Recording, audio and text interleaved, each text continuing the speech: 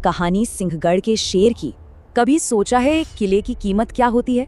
सिर्फ पत्थर और गारा नहीं, किले किसी सल्तनत की आन बान और शान होते हैं। लेकिन उन्हें जीतने की असली कीमत वो क्या होती है? कहानी के उस नायक से जिसे छत्रपति शिवाजी महाराज सिर्फ एक सेनापति नहीं बल्कि अपना जिगर का टुकड़ा मानते थे। शिवाजी महाराज तानाजी मालुसरे को क्या कहकर बुलाते थे? अपना सिंह, अपना शेर। और ये सिर्फ कोई नाम या पदवी नहीं थी, ये उनके रिश्ते की, उनकी दोस्ती की पहचान थी। सोचिए, एक ऐसा रिश्ता जिसकी जड़ें बचपन की दोस्ती में हो और जो स्वराज्य के लिए वफादारी के आसमान को छू रहा हो। तानाजी सिर्फ एक योद्धा नहीं थे, वो शिवाजी महाराज के साये की तरह थे। तो क्या बनाता था तानाजी को इतना खास? देखिए, वफादारी ऐसी कि जिस पर कोई शक न कर सके, लीडरशिप इतनी निडर कि मौत भी घबरा जाए, स्ट्रैटेजी बनाने में माहिर, और सबसे बढ़कर महाराज के साथ वो बचपन का गहरा नाता। बस यही वो चीजें थी जिन्होंने तानाजी को स्वराज्य की सेना का सबसे कीमती कोहिनूर बना दिया था। अब आते हैं उस मिशन पर, वो मिशन जिसने तानाजी मालुसरे का नाम इतिहास में हमेशा हमेशा के लिए अमर कर दिया। और मिशन था कोंढाणा, वो अजेय किला जिस पर दोबारा भगवा परचम लहराना था। तो हुआ ये कि साल 1665 में पुरंदर की संधि हुई और इस संधि के तहत कोंढाणा का किला मुगलों को देना पड़ा। सोचिए, ये सिर्फ एक किला नहीं गया था, ये मराठाओं का स्वाभिमान था जो दुश्मन के पास चला गया था। 5 साल बाद 1670 में शिवाजी महाराज ने तय किया कि इस अपमान का बदला लेना है, कोंढाणा वापस चाहिए। और इस नामुमकिन से लगने वाले काम के लिए उनकी आंखें सिर्फ एक ही इंसान को ढूंढ रही थी, अपने सिंह को, तानाजी। और पता है, जब महाराज का बुलावा आया तब तानाजी के घर पर क्या हो रहा था?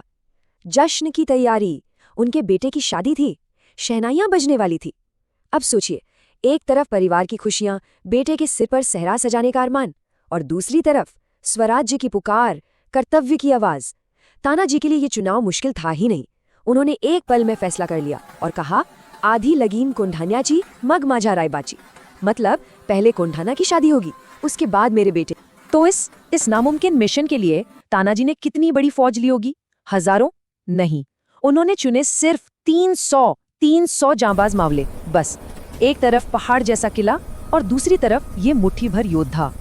और अब वक्त था उस हमले की योजना का जिसे इतिहास की सबसे डेयरिंग, सबसे दुस्साहसी रणनीतियों में से एक माना जाता है। एक ऐसा प्लान जो सुनने में शायद पागलपन लगे, पर यकीन मानिए यही पागलपन उनकी सबसे बड़ी ताकत थी। प्लान बहुत सीधा और उतना ही खतरनाक था। स्टेप 1, अमावस्या की घोर अंधेरी रात में किले के ठीक नीचे पहुंचना। स्टेप 2, किले की उस खड़ी चट्टान पर चढ़ना जहां कोई पहरा नहीं होता था। क्यों? क्योंकि सब मानते थे कि वहां से चढ़ना नामुमकिन है।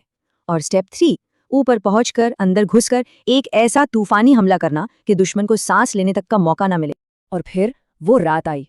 कहते हैं कि चट्टान पर पहली रस्सी फेंकने के लिए एक यशवंती नाम की घोरपड़, एक मॉनिटर लिजर्ड की मदद ली गई थी। वो दीवार से ऐसी चिपकी कि मावलों के लिए ऊपर चढ़ने का रास्ता बन गया।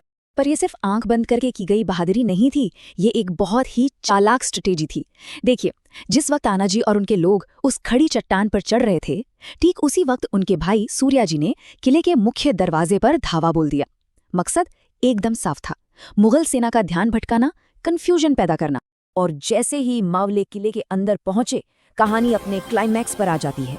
एक ऐसा मोड़ जहां जीत का शोर और कुर्बानी की खामोशी एक दूसरे में घुलने वाली थी।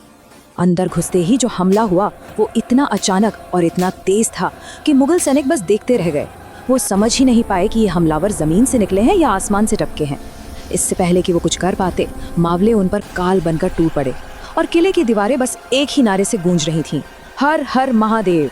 और उस भयानक मारकाट के बीच तानाजी ने सीधा किलेदार को ललकारा। वो था विशालकाय उदयभान राठौड़। अब ये लड़ाई सिर्फ किले की नहीं रह गई थी, ये 2 शेरों की लड़ाई थी, 2 योद्धाओं के सम्मान की, उनके अस्तित्व की। दोनों के बीच जबरदस्त लड़ाई हुई और उसी लड़ाई में उदयभान की तलवार के एक वार से तानाजी की ढाल गिर गई।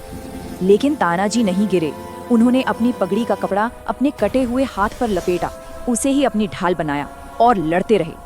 सोचिए उस जज्बे को, जब दर्द पर फर्ज भारी पड़ गया था। और आखिर में तानाजी मालुसरे वीर गति को प्राप्त हुए, वो शहीद हो गए। लेकिन गिरने से पहले उन्होंने उदयभान को भी मार गिराया था। उन्होंने दुश्मन की हिम्मत की कमर तोड़ दी थी। उनका गिरना असल में जीत की तरफ बढ़ाया गया आखिरी कदम था। और इसी के साथ कहानी अपने अंतिम पड़ाव पर आती है। एक ऐसी जीत जिसके जश्न के पीछे एक बहुत गहरी खामोशी, एक दर्द छुपा था। जब शिवाजी महाराज तक ये खबर पहुंची कि कोंढाना जीत लिया गया है, तो उनके खुशी का ठिकाना नहीं रहा। पर उनका पहला सवाल था, मेरा तानाजी कहाँ है? और जब उन्हें पता चला कि तानाजी नहीं रहे, तो जीत का वो जश्न मातम में बदल गया और उनके मुंह से वो शब्द निकले जो इतिहास बन गए, गढ़ आला पण सिंह गेला। किला तो आ गया, पर मेरा शेर चला गया।